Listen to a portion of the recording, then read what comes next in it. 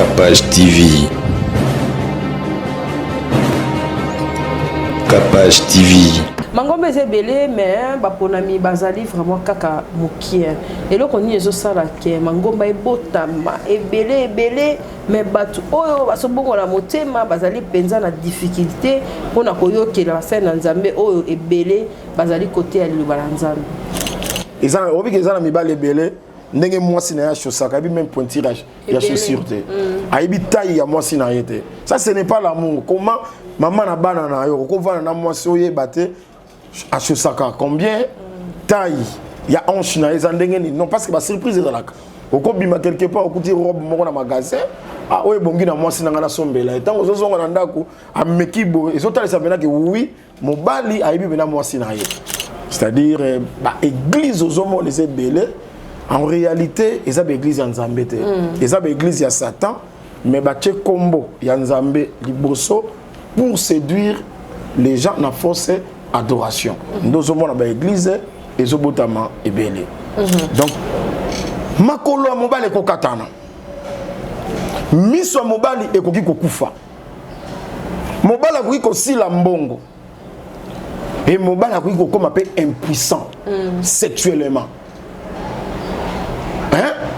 Na habité nzamba sunganga na za na pidere ya koloba na koloba ngondenge nini vraiment obala ko kalisus ko sangana nzoto na malonga na ete makasi ezali su maman ezali loba nzambe tanga makambo na bible ayoka biso solité donc na beaucoup c'est peni ya mobali ezola mukate na habité so côté so na sumuki ah OK yango penza peni ya mobali peni nzoto ya mobali ezo télématé mais ça ka ko téléma parce que on a précisé na choix ya mariage tant que frère azo ko luka sœur so que ça impuissant fa déclarer yango na zo zoneti par exemple monaka mingi parce que ba doit zora biso so ba to ba réveil mais ngana ibisa déjà que ngana za muta réveil té ngana za mutu ou na zona na lilakisi ndenge batoma batikango parce que biso zona sika otolala kate pour to la muka au moment où dénommer loko il faut boyer bapé pour expliquer ngo pas bato réveil nanime tolala ka wapi tolamuki wapi pour to koma réveil donc ngala za réveil te mais ndenge bato bazora biso sur la casquette on a réveil au moment on a souvent ba kizara biso bosala nini binoka kolia ba mabonza kolia ba dime baninga batonga ba hôpitaux baninga batonga ba école tout ça. Et on peut répondre que il faut faire très attention. Mission au Seigneur à qui apôtre. Na verset mo tabi ke bokende botonga ba école. Na verset mo tabi ke bokende bosala ba hôpitaux. Mais au contraire, Christ a tika mission à l'obi. Voici les signes et les miracles qui accompagneront ceux qui auront crié à mon nom. Vous imposerez les mains aux malades et les malades seront guéris. Mais votre ensemble comme wana na oyo lobby mais pourquoi pour le meilleur et pour le pire ça pourquoi bolobaka teka yake pour le meilleur et puis tant bolobaka pire wana l'église est-ce que ezana tant obo like sabatu que pire eza boena parce que aux occasions quand même il y a like sabisu très bien est-ce que na ba couple mususu église c'est ça là mobile les appelle responsabilité. Il faut qu'on organise ma kambuna kati ya ndako. Tant que nous déjà l'occasion si maté vendre ça moi sinayo. Tant que déjà moi sino bandi, yo lobili loba moko. Il y a son qui m'a loba il y a ça ne va pas. Stopper déjà. Comme responsable vendre ça moi sino maman. Aliro tozo kende. Eza yangote. Moi si azala ka boité. Ngana lingi yo to vanda kimia zonga mobali ngape na zo moi si dialogue. Na suka nango bo sengani pardon bo sambeli. Vous êtes à Kinshasa, à la recherche d'un cadre au confort moderne pour vos séjours? Une gamme des meilleurs services pour votre entière satisfaction vous attend chez Hosanna's House.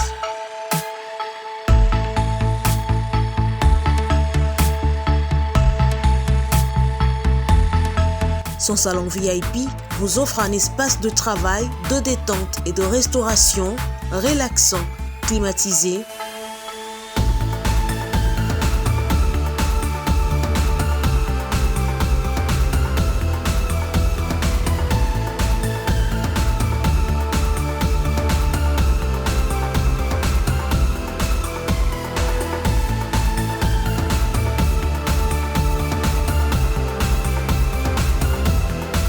ouvrant sur un balcon qui vous offre une très belle vue.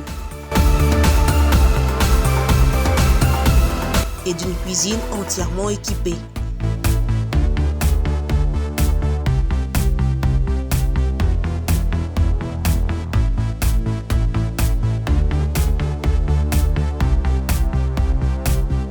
Sublimez votre séjour chez Hosanna's House. Avec nos chambres confortables, lumineuses, élégantes, donnant accès à une salle de bain bien équipée, contactez-nous au +243 99 24 46 090 +243 82 25 27 31 ou encore au +61 420 513 456. Situé à Kinshasa au numéro 5 bar A du quartier Malandi 1 dans la commune de Matete, référence à Revodacom, un accueil exceptionnel chez Hosanna's House. Capage Télévision, bienvenue chez nous. Merci d'avoir eu nyos balandara biso. Nzambe apambola mabota nyos oyo ezala vraiment on a pour soutenir biso et puis basai na Nzambe o nyos baleka awa to continuer na batem na biso tozana pasteur Emmanuel Tumba boyebié évangéliste Emmanuel Tumba moko évangélisaka monga la pasteur azana ba casquette nyonso Nzambe ndenge nini a orientaka ye Nzambe apambola ye parce que azali na confiance na biso na kati ya Capage Télévision. Nzambe apambola pe mabota nyonso elandaka biso. En tout cas tozali toujours fidèle na lingomba na biso, tozali toujours fidèle na ba o nyonso bazana biso elongo. Nzambe apambola biso nyonso. Bonjour et bienvenue Papa Emmanuel. Merci. Bonjour Sœur Cynthia. Kola pambola yo. Apambola pe ba abonné à Capage. Bonne santé et bonne église. Oui, Nzamba rosa la grâce église pe kolo musala so j'assure musala na ye. Bonne ba contribution pour na chantier Sili. Tout bozo continuer ka. Non, chantier est vaste, na epsa ki OK tellement débordé mais à makasi. Ba bazo va na balabala, ils osenga ba mapango sombama, oza de gauche droite. Donc chantier aussi là les lotes. Et aussi là les lotes musala za mamakasi. Matil qui toujours évolué. OK. Mangombe ezebele mais ba ponami bazali vraiment kaka mokie. Et là on y ezo sala ke mangomba ebotama ebele mais batu oyo basobongo la motema bazali penza na difficulté pona koyokela basali na Nzambe oyo ebele bazali côté ya liloba la Nzambe. Bon, Mabota, c'est-à-dire Nzambe azali, diable pas allé. Alors, et cause la difficile pour le diable pour jouer battre. Parce que le problème est que même païen et que créateur c'est Dieu. OK. Vous savez, même païen est bien OK. Malgré les désordres, mais tant qu'ils ont la conscience, avec que mon kilinanga est rendu Nzambe. Amen. Diable si on soit mais mon semi pour les que ngande diable boya pas langa ba boyate. OK.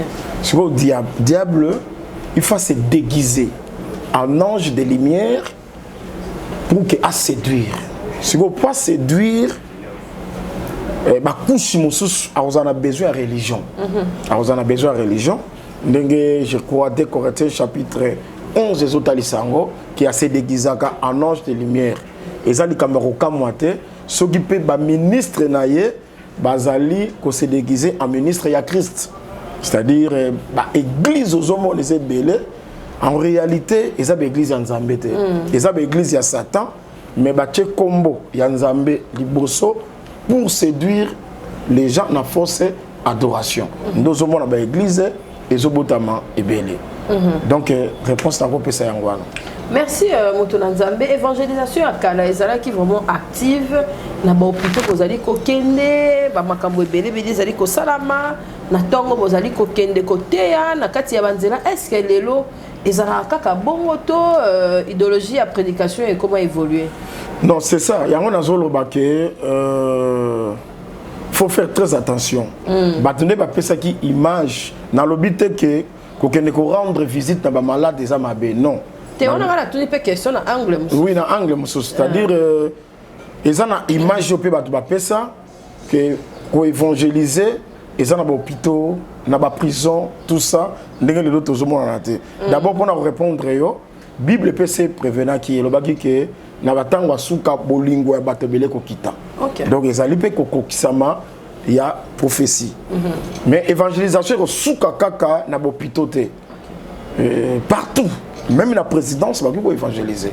Même dans le ministère va pour évangéliser. Même dans la capacité vite pour évangéliser. C'est que et pour naka bisikate.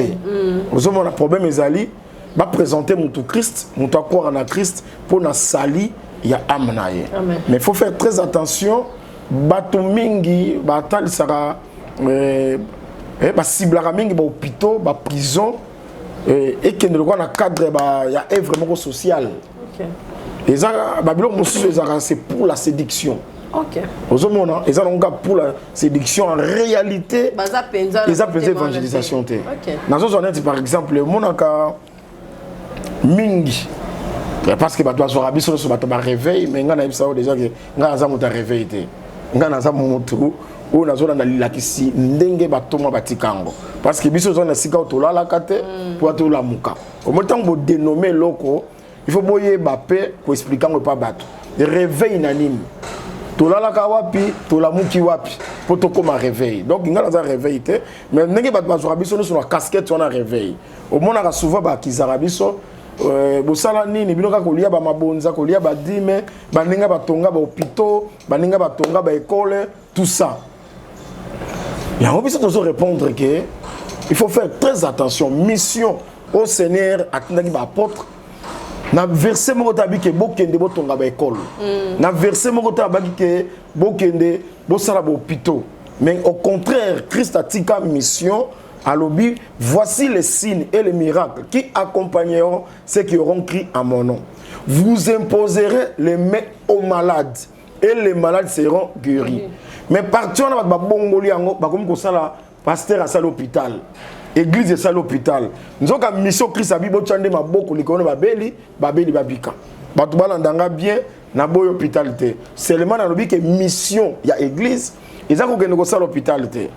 École esa mission église église a une mission il y a sali des âmes qu'on prêcher parce que le royaume des cieux est proche ba bongo la mitema pour lobby ba mona le Seigneur Jésus-Christ wa za mokeli na bango. Donc ozomona ba tumi ba batamaka na ba œuvres sociaux tant ba trop ah oui asa monter à malamu asa misala malamu toya en réalité na sewana et là comment on batami tant mususu ba kugumba mizelo ekeko tant mususu ba kotso na club moko ya ba science occulte derrière ça makambo ezalaka. Donc moi je crois ouais c'est essentiel ba prêcher yo Jésus oyo akufa ki pona on ekulu ce que croire au tambo na sanctification au tambo na crainte aux en espérance que lobby na mon Seigneur wana parce que après cette vie il y a encore une vie où vous allez la meilleure par rapport au tout vivre lelo. Amen. Motola Nzambe lelo to continuer na thème na biso mabomba minini bomba mi na kati ya makambo tali libala. Merci maman. Je crois tant batuna ki Christ question balobi que personne ne sépare ce que Dieu a uni. C'est que le mariage c'est l'unité entre l'homme et sa femme.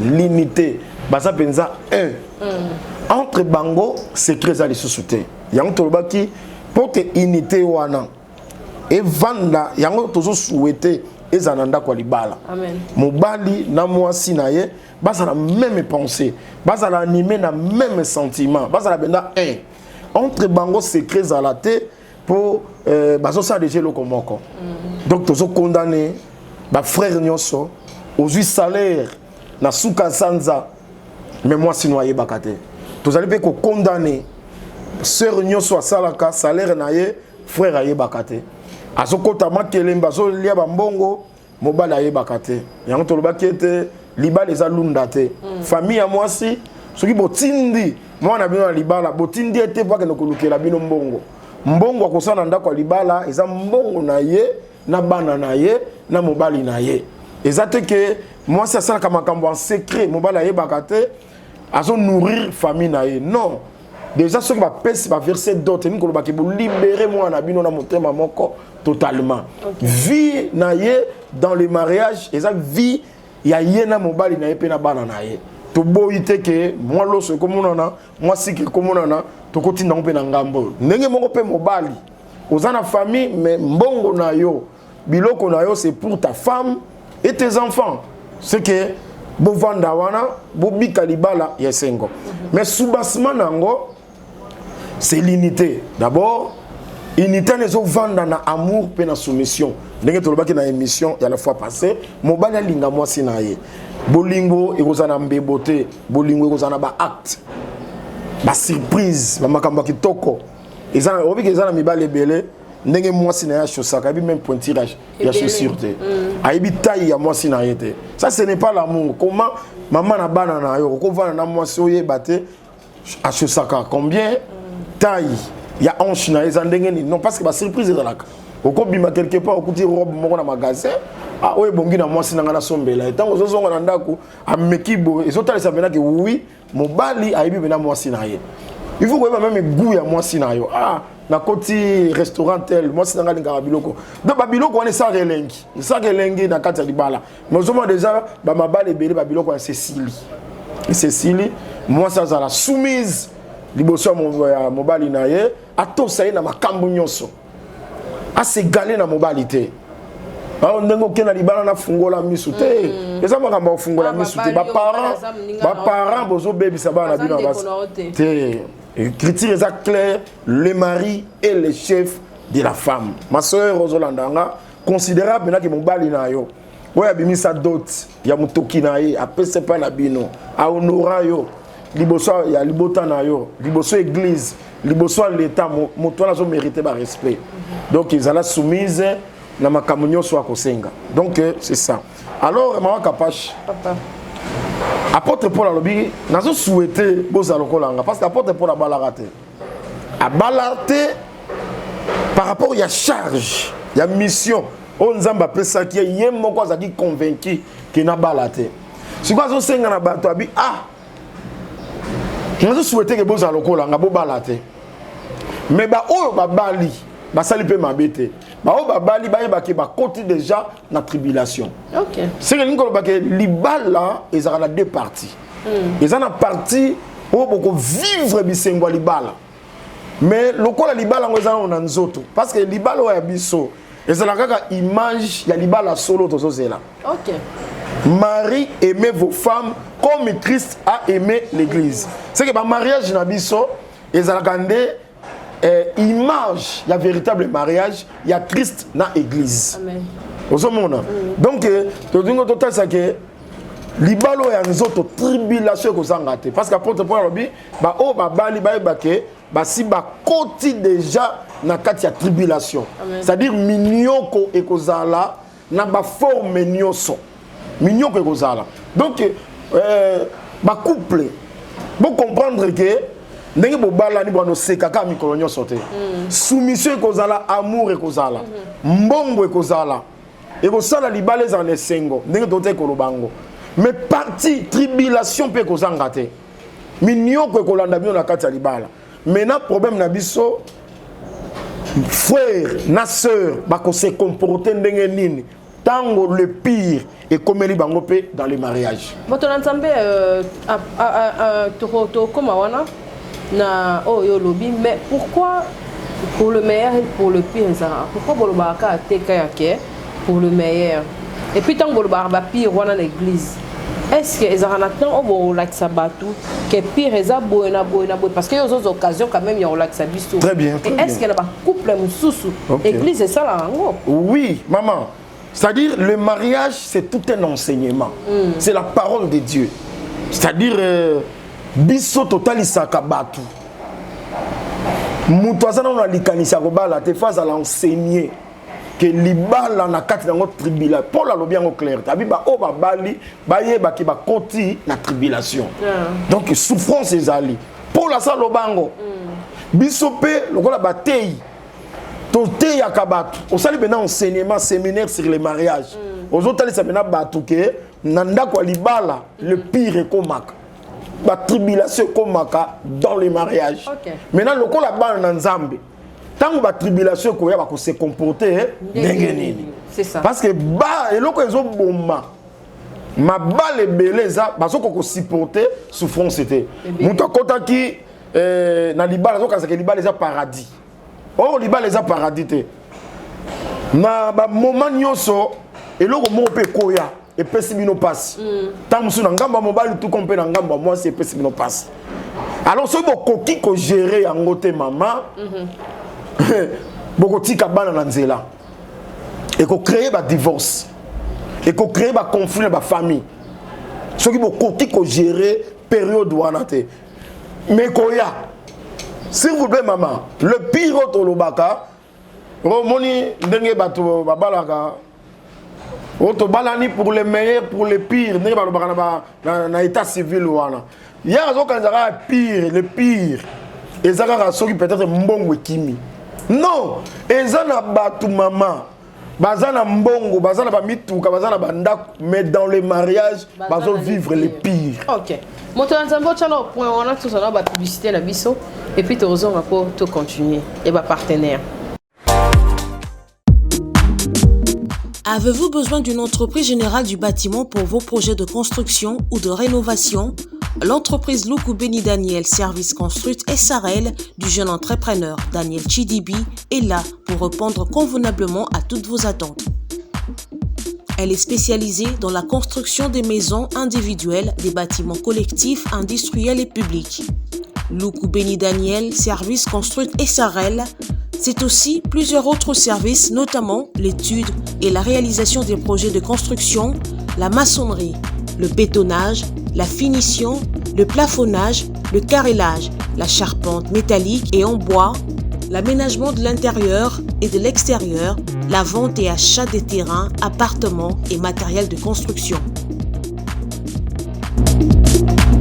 Luku Beni Daniel Service Construite SRL met également à votre disposition un service de formation en DAO, dessin assisté par ordinateur et autres.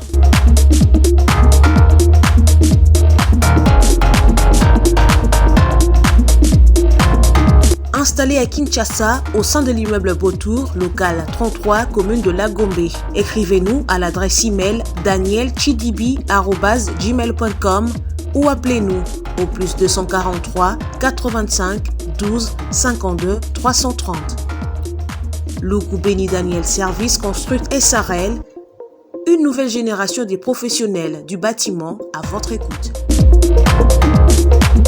Papa lobi babalani tozo continuer car na ndenge papa azali kolobela. Merci à ba partenaire na biso et puis merci à ba spot publicitaire na biso. Papa, ceux qui cassent le meilleur et le pire en voyer. Ba ko se comporter ndenge parce que mabala ebele na minute so peut ba te belé bazaka ande na ba difficulté voilà. OK. Et surtout mikolo ba jeune marié. Merci. C'est-à-dire ba couple nyoso oyo le pire est comme parce que les lois maintenant tu as la partie le pire tant que comme les bino n'a cité dans quelques exemples pour comprendre parce que souvent batumi ba jouer on kaka na côté ya mbongo mais to boy mbongo te parce que libale ko banda tant bo bandine bandeli wana mon mbongo esali coller ça facile coller ça facile tant après 2 ans 3 ans 4 ans 5 ans même 10 ans mbongo kimi et surtout ebi na ba Congo na biso oyo na Afrique même na Europe batu pe baso perdre ba misala na Covid batu belé ba perdre ba misala maintenant on s'est retrouvé dans situation où mbongo ezate sœur on se comporter ndenge nini frère on se comporter pe ndenge nini parce que batu mingi ba mona ka moi ça ko kima mobile pas kima quelqu'un luka pe moi si mbongo oye ils ont kokali susute ozomona quand mususu ezali ya maladie entre les partenaires grave to moko bukani to moko c'est l'accident mortel vraiment aussi te comme exemple on ngana yaki nango accident obalaki mobali makolomi balé accident makolomi balé katani misumi balé ekufi alors kozalo ko la moi si à Job te parce que donc biso to okendeka na na Bible Job azaki un homme riche ba brebis ba bé tout ça mais comment qui Satan a sepela ki bozua Job wana ezali ko sale bien te ake kofunde pa nzambe nzambe apesi nzela na Job kekende toucher nyos mais ko simba molimo te et Satan a ki simba ki Job a ki par terre à perdre nyos marié riche qu'il était a commis pauvre mais marié mais moi si à Job atalabi Job finga no ka nzambe boya yeka abi finga na nzambe okonyo koma boye ndenge nini. Pourquoi? Parce que moi, c'est Job qui a enseignement que aussi longtemps, Job a un bon mot, ni un mariage des alliés. Donc, à ce titre, que finga nzambe, pour tant que finga nzambe, Job a recouvert. Tant que Job a recouvert, il y a comme libre. Ok. Pour ce moment, parce que Job n'a bon mot, il y a moyen de la libre, c'est que nous avons a coquille. Tant que Job a qui na richesse, moi ça Job a bon côté. Tant que la richesse c'est le finga na nzambe. Pour sa faiblesse. Makani c'est ça que Job a finga nzambe, nzamba bo ma Job pour yatikala libre à ce moment-ci, à ce moment-là mosusu. Parce qu'il dit que aussi longtemps Job a cause na vie lié à mariage et zali. OK. Yango to kembalamo ko profiter ba sœur bazolanda biso bino mo se comporter lokola moi c'est Job était. Tikala toujours fidèle, peu soumise. Liboso à mon bali na yo. OK. Maintenant, la solution na likambwana ezandenge nini. Maman Cynthia. Papa. Donc, awa toke ko bakisa. Job azaki frappé na cancer. OK. Ba benga omla il sert malin depuis plante ya pied tina mutu. Mais le quoi toza liboso ya bato pe balingaka boyebi. Parce que tu dois commander bien vraiment pasteur ozo bakisi la biso ozo kota biso na profondeur nzambe apambola yo apambola pe ser Cynthia Kapache. Donc pour na boye bo mona que Job liboso no bana na ye bazalaki ba okene ba fête bake pa ya ndeko na bango bake pa ndeko na bango bake pa ndeko na bango Job abi bana na ngande bazo kena tamusu bako sumuka loka bako sumuka tika na pesa na sa na bango offrande na pesa mbeka apesi bambeka me mukolo moko bazoka ko bisa Job ke bana no bakufi yango tozo tuna mbeka wana o Job apesaki musala nango ezaki nini. C'est ça. Po ozo pesa mbeka de père ke bana basumuka bakoya kokufa me opesi mbeka bana bakufi kaka nikolo bake mbeko Job apesaki ezalaki na makoki te ya kolongola liwa likolo ya bana. Amen. Mala moko Job tant azo pesa mbeka azo bima sacrificateur ya ancienne alliance na boyokani ya kala bangombe zai ko pesa ma batabezo pesa maloko bambeka ba pigeon melongola liwa na mokilité liwa oyo kotaki na nzela ya Adam etikala ki toujours na mokili siko po liwa ilongwa esengela ki Job ye moko azala frappé ko banda lokolo tina mutu asko Job azo bima Christ oyo na sima ba kopesa bambeka tangu ya ye nde Jean-Baptiste azo ba voici l'agneau de Dieu qui ôte les péchés. Or pour ôter les péchés faut ye moko nzambe o ataki nzoto akufa. Yango Job azaki frappé sur la croix. Oh on azaki image mais le véritable c'est le Seigneur Jésus-Christ. Yango zomona après la croix c'est que après ko beta maya Job akozwa bana mususu. Bana wana bakozala kitoko pe liwe kozala na likolo na bango c'est que biso ndeto za bana oyo toye après kobeta maya Job c'est que après l'œuvre de la croix il nikolo bake lisumu elongwe liwe longwe na mosala ya ikulusu. Amen. Alors tozongi pona kotalisa na doctrine ya mariage boye bonza lokola moi c'est Job était mobala zaki na mbongo avanda kimia mobala kwei finga nzambe makolo ya mobali ekokatana miso ya mobali ekoki kokufa mobali akoki kosila mbongo et mobali akoki kokoma mpe impuissant sexuellement nayebi te nzambe asunga nga naza na pidere ya koloba na koloba ngo ndenge nini vraiment mobali akoki kokoka lisusu kosangana nzoto na molonga na ete makasi eza lisusu mama eza liloba nzambe tanga makambo na bible ayokaka biso soli te donc na beaucoup se peni ya mobali ezolamuka te habité sur côté à son sumuki. Ah OK. Yango penza. Peni ya mobali peni nzoto ya mobali ezotelemate. Mais ezalaka kotelema. Parce que on a précisé. Ouais. Na choix ya mariage, tant que frère azo ko luka sœur. Ouais. Ce qui a impuissant faut déclarer yango. Que pasteur ndenge na zaboye na zaka impuissant et peni na ngetelema. Il faut la déclaration avant tant que la choix. On dit ba de koufi. Te wana siko tant à déclarer yango, to koyebi ça peut ser vérité. Mobala azolinga bala yo peni na ye etelema kate. Ce qui sert à bon on a ligné mobile na itawana. OK. To bali sibino. OK. Mais ce qui a déclaré qui en côté. OK. Na première bobenga on butu nuit de noces. Na nuit de noces boye peni ya frère telemité sert à ko déclarer. En tout cas tozana makoki. Oui. Ah. Tozana makoki pourquoi parce que mensonge. Okay. Vérité ça la quitter. OK. Ce qu'on a la vérité, c'est rabat on a côté à s'engager. Est-ce que c'est à longola bazemi abota tekasi. Il y a pas ngambu na ye. Il faut passer à déclarer que parce que ndenge na zaboye frère azo senga ça kokozwa ngai. OK.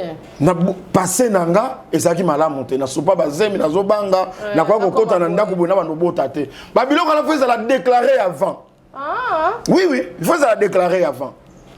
Frère Bibo malgré à longola bazembi ah wana problème ezate bo tchasko like pa nzambe. OK. Ozomona. Mais soki esalami ke bomba. Soki wana soki en tout cas to découvrir to bi ke biso to kokata libala wana parce que pouvoir wana to sanango. Oyo bokangi likolo, bokangi na se likolo kokanga. OK. Oyo bofungola pe na se likolo esani ni ifungolo. Donc ba fungola wana pouvoir wana Jésus a pris sa biso ango. Biso ba sali ya nzambe. Eza bino ba fidélité ba brebité. OK. Alors, tant que tu continues, ndé to ke ngota lisake impuissance sexuelle. C'est le pire. Au moins que wana tabo za na ba jeep 5 na lupango. Mais wana des pires. Wana tabo ba congélateur etondi misuni. Ba mbongo za na banque peni ya frère hôtel maté. Oh. Na habité so sentir comme médicament souffrance nini au moins sur kokota ngo na libala. Ndenge moko pe esalami ke moi si bazo botate. Mobali ata la taka ba veste ba semble ba mower ba nini. A vous appelle les 50 c'est déjà dans les pires. Ya quand on va que les pires ezaka na ngambo mbongo te. Ezana ba manière ebele. Bon so moi ça impoli makasi kasi papa. Yango pe les pires. C'est les pires. Ils appellent impolitesse. Kola pambola yo. OK. Odoko bakisi nde elema. Donc impolitesse ozana kimiate. Yango moni na choix. Et c'est là que bala mwasi abanga nzambe, abanga nzambe. O parole za kati na ye. Oh, yebi déjà. Yokola yo lula ki poza pembe, poza mwindu. Po lo baka français, lo baka anglais. Lokola yo lula ki na sens wana. Yango okomi ko vivre maintenant le pire dans les mariages, impolitesse. O vanda kimiate. Et puis bana barba et qu'on risque même cette éducation ya bana. Parce que tant yo moi so finga mobali na miso bana. Bana bazo bebat. Maintenant ma sœur, tant que le pire est commis dans les mariages. To bakisi sur exemple mususu eye. Pour na lito si ça partout maintenant total comment doit se comporter. Tribalisme. C'est aussi le pire. Oui que les lots parole lobby. Yo za mo tete parce que biso to lamba on tete sale. Des pires. Pardon, nai nzambe nandimaki dans la kasaye. Par exemple, dans autres exemples pour toi comprendre. Surtout kuna. Bon mema penande nkolo. Donc kuna bango soko bali ba supportera muke muswahili. En tout cas, tika. Donc soko meki bizaleli wana bizaleli malamu te. En Christ Jésus, il y a ni juif ni grec. On ga balu baté. Bana nga ba. Kuna pe bango pe. Biso pe batwana. Bakoya ko mondela yo. Na bana ya nzambe. Makambo ba biloko ne ko ba maté. C'est-à-dire que les pires ont commandé nini. Frère alingi mwasi na zekolo mosusu. Alingi ye. Sikoyo kuna belle famille ya mobali. Bah on s'est pris là moi c'était bango nyos. Yebisanga moi ça ndengwana. Les pires.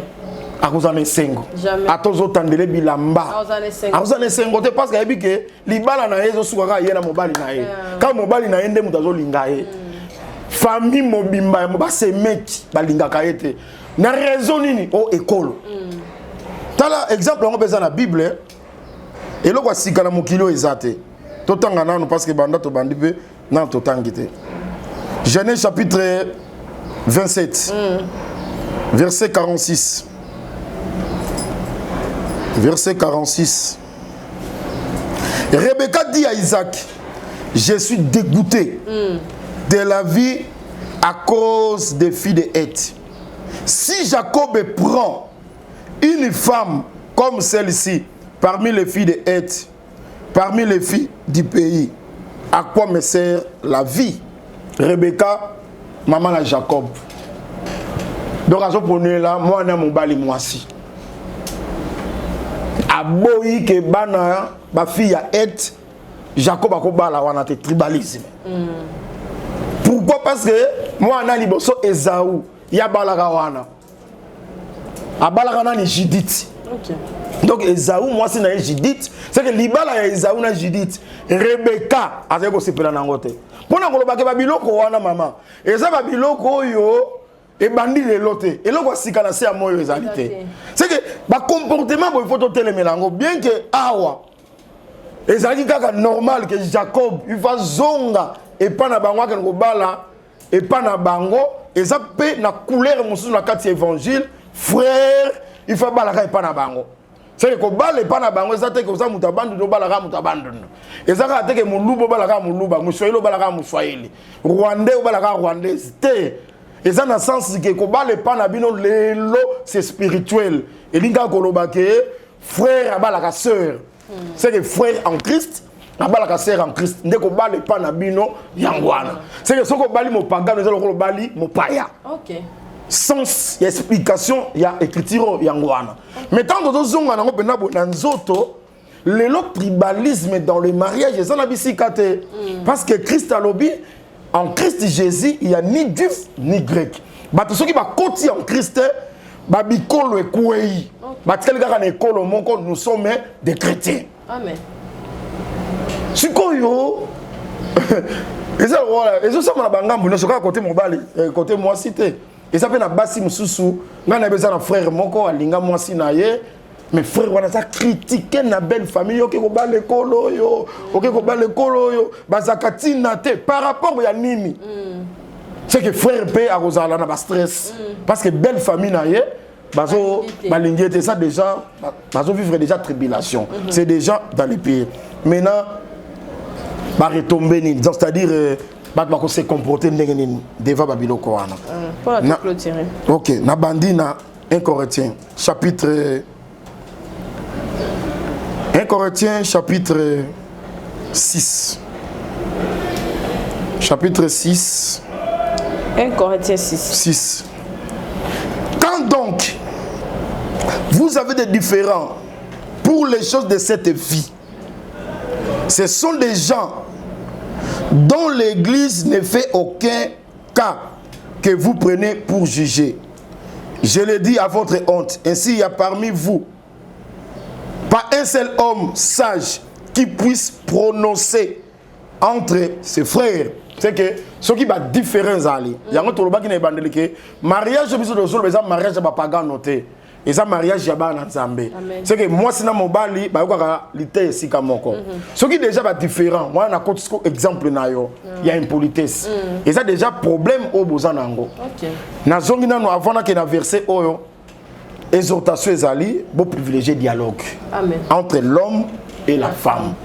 Tant déjà problème est commis dans la famille, ma difficulté est commis avant et bima, libanda mire nabino, bon privilégier dialogue. Amen.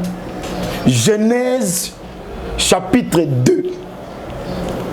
Le dernier verset, bazota babi que mobali na mwasi na ye bazalaki ni. Maman, yo mona ke mobali na mwasi balobana te me baobota ndeni. Bino bolobana te baobota ndeni. Ozoko komona nidité ya mwasi, mwasi azomona nidité na yo, mais na ba problème Ce qui peut déjà besoin de bolumbu, c'est que transparence. Rien de mystère, et ça, Katinabino. Courage, ni les gens vendre sa moisi na yo parce que vous êtes chef. Au moins, vous êtes responsable, vous êtes mobali, yokelanga, te, mobali, les appels responsabilité. Il faut que vous organiser ma kambuna kati andako. Tant que vous avez déjà l'occasion de vendre vendre sa moisi na yo. Tant que vous avez déjà moisi na bandi, yo lobili loba moko. Il y a son qui il y a ça ne va pas. Stoppez déjà. Comme responsable vendre sa moisi na maman. Aliro tozo kende. Eza yangote. Moisi azalaka boité. Ngana lingio to vanda kimia zonga mobali ngapena zo mwasi dialogue na suka nango bosenga ni pardon bosambeli loboko nzambe kozali ko na bino awa bino mibale bokozwa solution c'est que solution na le pire d'abord il y a liboso dialogue amen ce qui se bomoni dialogue ezo simbate nde critique lobi ce qui va différer ali entre les frères ba frère on les ali entre ba membres église. C'est-à-dire que mobali na mwasi bangono so ba yambali loba ce sont des frères baza bandeko lokola ba différence en quatre bango ba ko sala nini ba benga un homme sage aya ko juger bango l'homme sage ça parenté et ça parenté na zo bete makamba parinage de Genèse Apocalypse et uti wapi et bimeli wapi na Bible parrain za la kate ah ba parrain makasi parrain non mon pagano parrain ça va problème dans ndaku na ndako ya okata problème et les autres ont des difficultés parrain akomi ko linga mwana simba ina libala o simba kina libala pour nini influence ya mbongo ezali yango na so kebisa bino so ko mon déjà parrain bani ko benga moi sino mingo moi sino leka na bureau keba moi ça libala za moi ça le kum so que dans la personne maïle so parrain bengi moi sinayo yebisa parrain na yo to ko yabiso mi balé to ko yabiso mi biye mo akene ye mo moi ça libala ke na ye mon côté to ko yabiso mi balé likambango ngolo bana moi sinanga lobango na biso mi balé au moins de ce que le comme un secret et comme suspect ba parrain ba sali des autres mais la Bible ba ça la place cité la Bible ba la place cité oh yo ba témoin pareil à Adam et Ève zakanan parce que Jésus a dit na ibandeli zalaki bongote a vu modèle ya libala ibandeli parents ya Adam et Ève zakanan témoin Adam et Ève pareil ezakanan nzambe ye moko c'est que ce que tu na fond ya mot parrain c'est Dieu. On Nzambe azan ambassadeur na ye, ba ambassadeur ya Nzambe, ce sont les pasteurs. C'est que ce qui va différence ali bobenga pasteur, bobenga ba parenté. D'ailleurs dans la Bible ba existe raté. Ba ça ko exister na commune na kombo ba témoin. OK. Mais na Bible ba zakate. C'est que makambo na zo eza makambo Nzambe benga pasteur, c'est lui l'homme sage. On nous a placé pour prononcer sentence tant que vous avez différent pour ma solution. Il y a un moment les aussi il faut tous aller pasteur on va ça baptiser dans Saint-Esprit. Oh justice et ça la carte na bango. Pasteur on a penchanté. Aya kuti frère za na mbongo parce que frère appelle ça que dim frère a maltraité sœur. Allez yazo côté là non, il faut le Saint-Esprit. Amen. Pour akata likambo na bosembo. Azo courage ouais ça que frère na likambone na yoki on est na erreur bongo la motema amen omoni bongo la parce que omoni na losambo faut comment na niveau ya ko sanctionner bato bato bazo na losambo za sika ya alléluia amen amen o sali mabe tete o na église na ko bonga kaka te et ça la bato mo faut sanctionner bango Satan a se rebellé par Nzambe Nzamba bengana ye a précipité na terre Nzamba ya sa l'église na yemo na jardin d'Éden Adana Ève wana ba mo ba ebi Nzambe ba meka Nzamba bengana ba na jardin apôtre Paul a livré ba na Satan c'est que doctrine on appelle l'église ezali frère à tous ali député à tous ministre devant la parole de Dieu David devant Archagumbama baluka na mabele atala te kaza roi. Devant la parole, Batubakitaka. Oboyi, Mibekoyo, l'homme sage à lobby, Bakubengano dans l'ensemble, conséquences des allées. C'est qu'il faut se conformer à la parole au linga moi sinayo. Au similier, na kosenga moi sinon pardon. Parce que, Ezabongo, aux frères, sur le salut, moi sinon ma bo sengi pardon. Ote, roi, moi si on a sengi pardon, na mekiti ici, à comment on a rendu. Non! Ezabongo te. Donc, solution, c'est le pasteur. Maintenant, cas, il y a maladie. Oh, tu as une puissance sexuelle. Et ça, les camps, ouais, maman. Aux en amobal, ils sont impuissants. Abota kate. Madame Moukou d'abota kate, mais peigner les macs. On s'est soulagé à temps. À tous les gens, mais quand même, un sentiment, la sexualité, aux en ango. Si vous avez abota kate, peigner les macs. Comment y a été? Rapidement. Jacques chapitre 5. Jacques chapitre 5.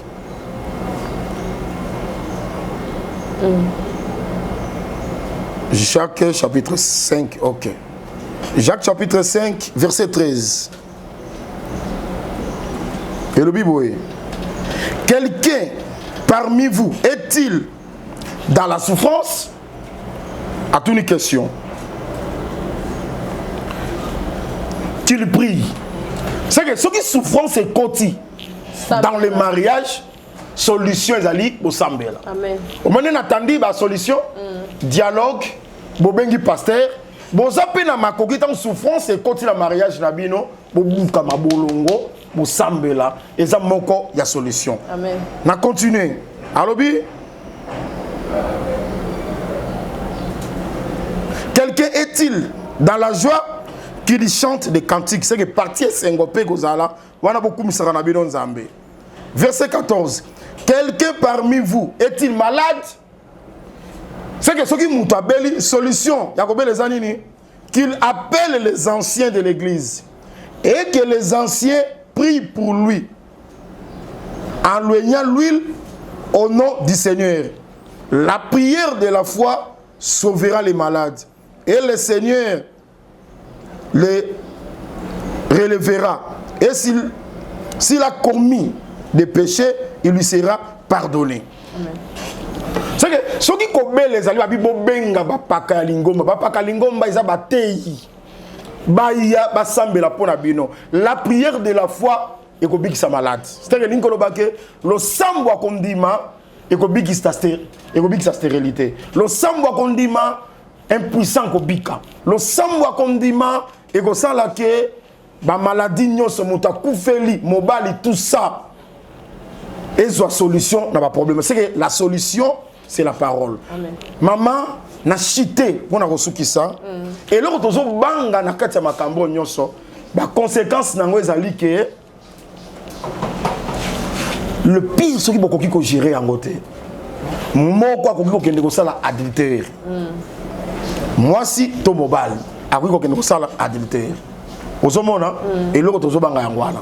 Maintenant dans 1 Corinthiens chapitre 6 verset 10, ils ont dit que les adultères vont hériter les royaumes. C'est que tant déjà pour continuer dans les mariages, il faut gérer la période de souffrance. Des pères qui partenaires moi qui ne libanda parce que sont libanda au tiki mobali non ok libanda au tiki moi sinon ok aussi moussous au commettre adultère.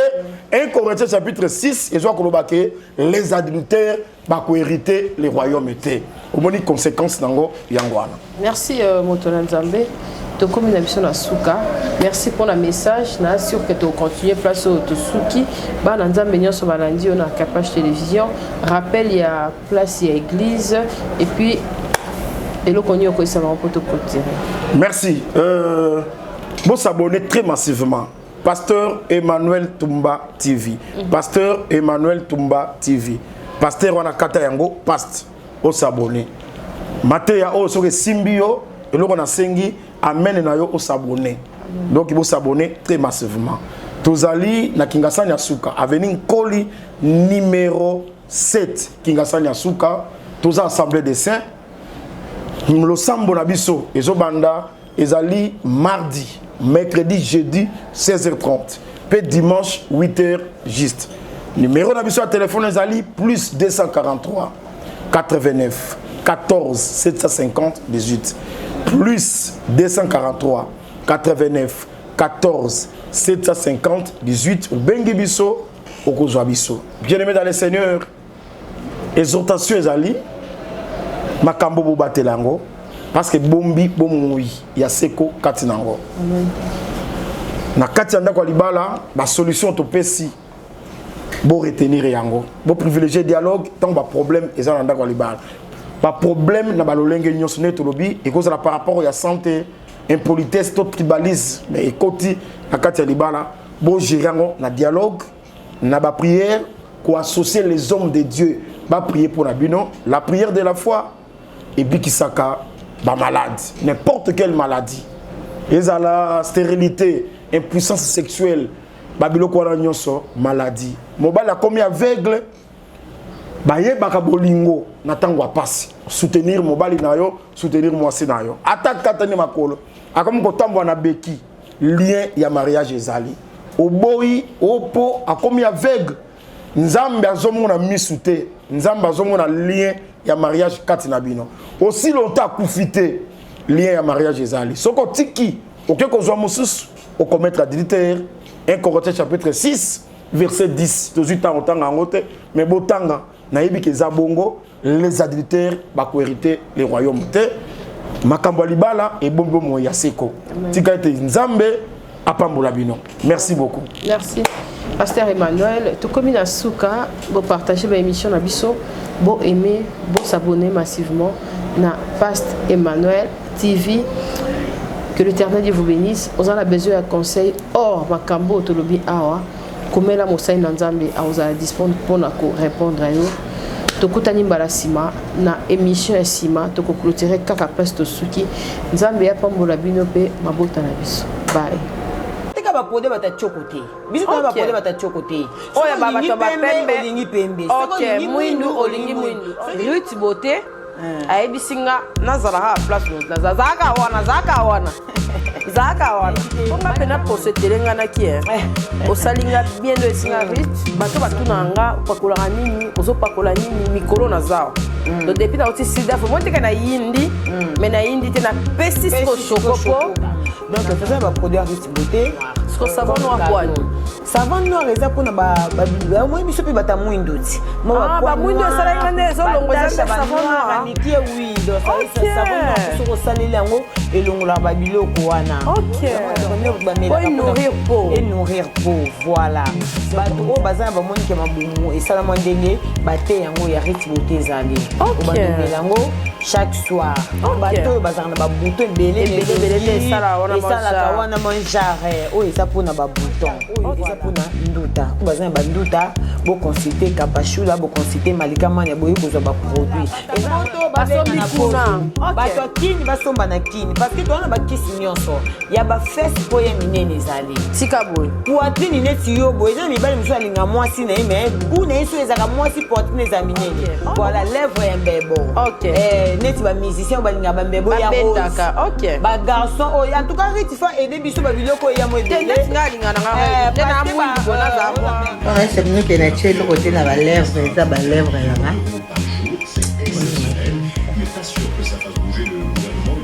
Bon, les papiers. Encore. Montre les papiers. Voilà. Voter.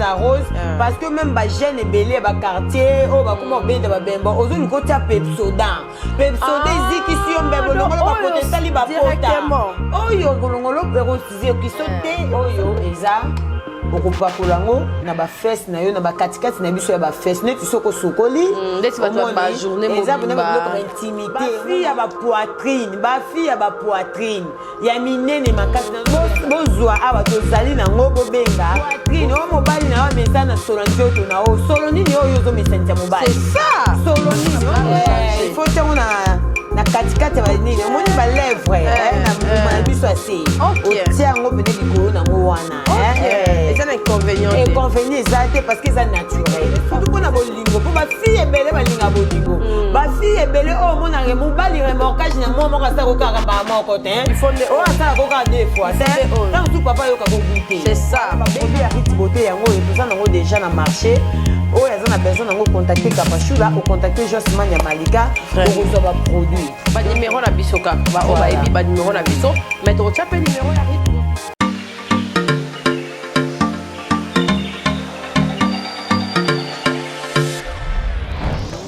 Papa, au redes ou yango?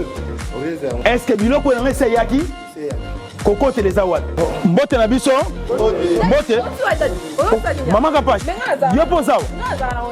Ah na wakadezo.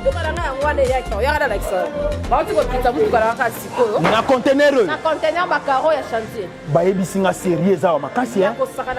Eza pe na agence ya mbongo. Soko tindeli mutu mbongo pona kozwa yango eza facile. Kobosa na te oredezo eza pe na flat hotel. Bino batu bovanda kalibana mboka polala na ba condition ya kitoko luka oredezo.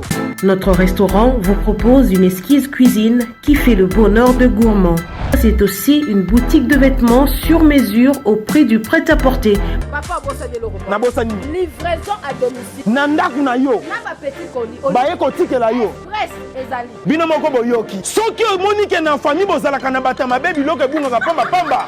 Hein? Awa livraison à domicile ezali. Bakozwa bake ko tikela yo tina porte ndaku. Oredezo soki oyaka te kongwe ngake kufa. Nous disposons également d'un service de sécurité pour toutes vos manifestations et un service de location de véhicules.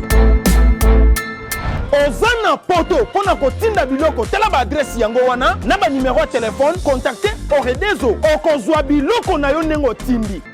Retrouvez-nous à Kinshasa au numéro A8 de l'avenue d'Ibaya, quartier Matongé dans la commune de Kalamou, derrière la maison de la Bible, et au numéro 44 de l'avenue Baoumbu dans la commune de Matete. En Angola, martyr de Kifuangondo vers l'aéroport international de l'Angola. En France, 47 chemin de Petite Fontaine, 91 180 Britney sur Orge. Maman Kapash, Oredezo, frappe na le, frappe na retour. Maman, arrivage est lié.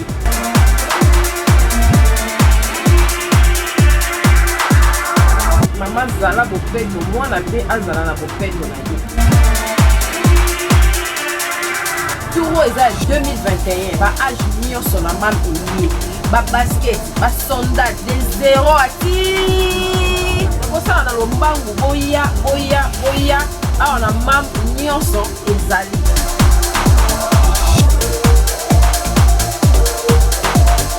Maman bomisa bana po ya ngonde bokasi ya baparents.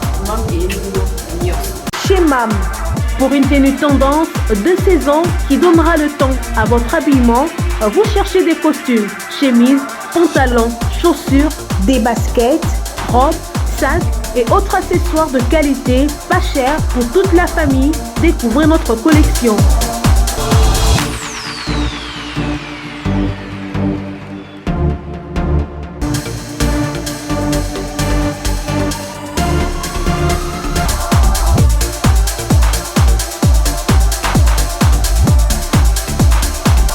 Notre adresse, avenue Kassavoubou, à Rekwado dans la commune de Ngaliema. Pour tout contact, appelez-nous au +243 81 07 58 832. +243 99 99 25 124. Kapash TV. Kapash TV.